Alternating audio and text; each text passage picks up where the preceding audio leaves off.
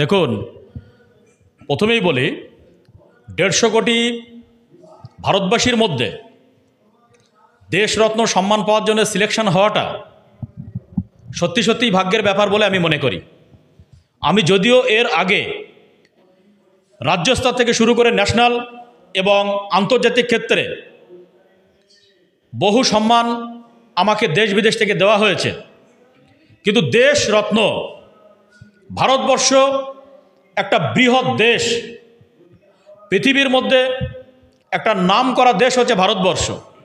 সেই দেশের নাগরিক আমি, সেই দেশের ভোটার আমি, সেই দেশের একজন সমাজসেবী হিসেবে পরিচিত আমি। এই দেশ আমাকে এই কঠিন পরিস্থিতির মধ্যে, যেখানে সেকুলার নিয়ে প্রশ্ন উঠছে, যেখানে ধর্ম নিয়ে প্রশ্ন উঠছে, যেখানে একটা বিভাজনের রাজনীতি চলছে, সেই জায়গায় দাঁড়িয়ে আমি একটা মুসলিম ছেলে, আমাকে যে নির্বাচন করা হয়েছে ওদের পক্ষ থেকে, এই জন্য আমি ওদের প্রতি কৃতজ্ঞতা জ্ঞাপন করছি। দেশরত্ন সম্মান অর্থাৎ দেশের রত্ন মানে যেটা বোঝায়, তো সেখানে দেশের রত্ন হিসেবে আমাকে বিবেচিত করা মানে আমি নিজেকে সৌভাগ্যবান বলে মনে করছি। এবং আগামী দিন আপনাদের একটু ইঙ্গিত দিয়ে রাখি, আন্তর্জাতিক লেভেলে একটা বড় মাপের সম্মান আসতে চলেছে, সেটা হয়তো 18ই জুলাই দেবে, সঠিক সময়ে জানিয়ে দেব।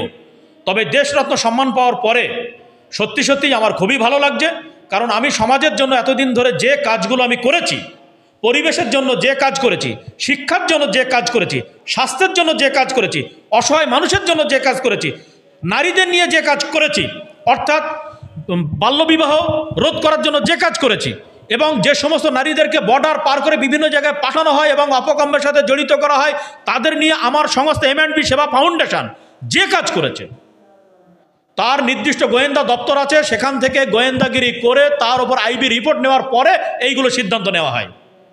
এগুলো যে কোনোভাবেও দেওয়া হয় না। তো সত্যি সত্যি ভালো লাগছে। আমি আমার দেশরত্ন সম্মানটা আমার মা এবং বাবা এখনো জীবিত আছেন, তাদের উদ্দেশ্যে সমর্পণ করলাম। নিশ্চয়ই, কারণ প্রত্যেকটা মানুষ তারা যে কাজই করুক না কেন, যদি সম্মান পায়, সম্মান পাওয়ার পরে তাদের কাজের গতি বাড়ে। কারণ মানুষ সারা জীবন ধরে পরিশ্রম করে যায় শুধুমাত্র সম্মানের জন্য। তো যখন দেশ বিদেশ থেকে সম্মান আসে, তখন স্বাভাবিকভাবে কাজের প্রতি আগ্রহ বাড়ে, ভক্তি বাড়ে এবং শ্রদ্ধা বাড়ে।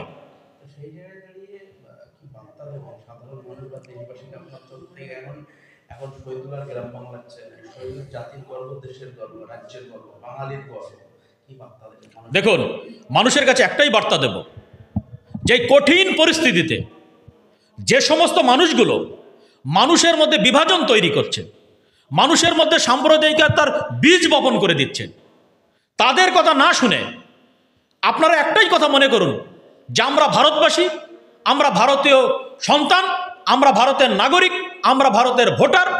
এই কথাটা মনে রেখে একটা দেশ প্রেম যাতে গড়ে ওঠে, সেই বার্তাটাই আমি দিতে চাই। কারণ বিভাজন তৈরি করা লোকের অভাব নেই, কিন্তু একত্রিত করার মানুষের অভাব আছে এই মুহূর্তে। এটাই হচ্ছে আমার বার্তা। আগামী দিনে কর্মসূচি বলতে আপনারা জানেন যে আমি কম বেশি 87 লক্ষ দেশ জুড়ে গাছ বসানো, ফলের গাছ বিশেষ করে বসানো হয়ে গেছে, 13 লক্ষ মতন বাকি আছে। ওটা এই বছরের মধ্যে কমপ্লিট হয়ে যাবে, তাহলে 1 কোটি আমার গাছ বসানো কমপ্লিট হয়ে যাবে পরিবেশের জন্য। এবং প্রতিবেশী দেশ, সেই দেশে আমার 5 কোটি গাছ বসানোর জন্য অলরেডি বার্তা এসছে। আমি তাদের কাজ হয়তো খুব তাড়াতাড়ি শুরু করব নদী ভাঙন রোধের জন্য। মূলত উদ্দেশ্য হচ্ছে বিশ্বকে বাঁচানো, বিশ্ব পরিবেশকে বাঁচানো, বিশ্ব পরিবেশকে সুরক্ষা দেওয়া। না হলে আগামী দিন পাখি আর ডাকিবে না, গাহিবে না গান, বসন্ত নীরব হয়ে যাবে, একদিন পরিবেশ ধ্বংস হয়ে যাবে। যাতে ধ্বংস না হয় সেই লক্ষ্যেই কাজ করে চলেছি।